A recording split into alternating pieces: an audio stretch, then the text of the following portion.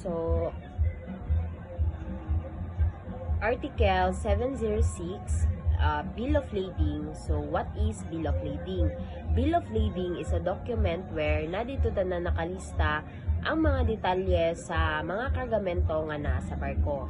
Usually, ang nga-draft ani is ang freighter o ang captain.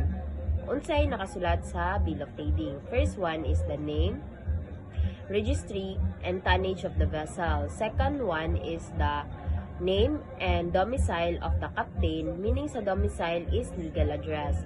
Third one is port of loading and unloading.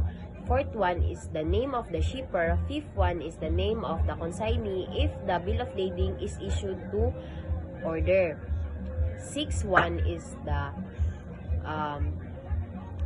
quality, quantity, marks of the merchandise, and measurement. Seventh one is the freight and primage stipulated, meaning extra fee or incentive na madawat sa barko or captain. Bill of lading can be made out into three ways depending on who will receive the goods. First one is the bearer, meaning anyone who hold or possess the bill of lading has the right to claim the goods or cargo. So, mura lang siya kwarta if maimo siya if i-deliver sa imuha.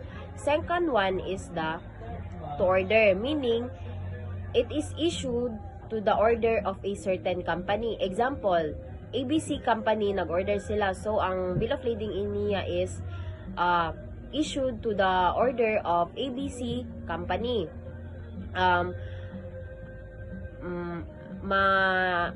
Balhin ni siya or pwede ni siya, transferable ni siya through endorsement na pirmahan sa likod sa bill of lading sa pag-deliver. Third one is specific na ni siya.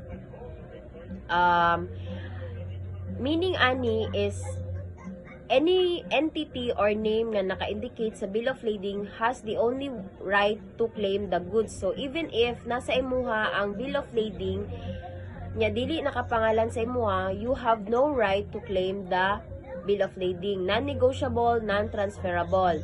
And usually ang bill of lading jud is napermahan within 24 hours after the loading of the goods. And if ever ang captain dili niya mapirmahan ang bill of lading or he refused to sign the bill of lading, naay right si seller to remove the cargo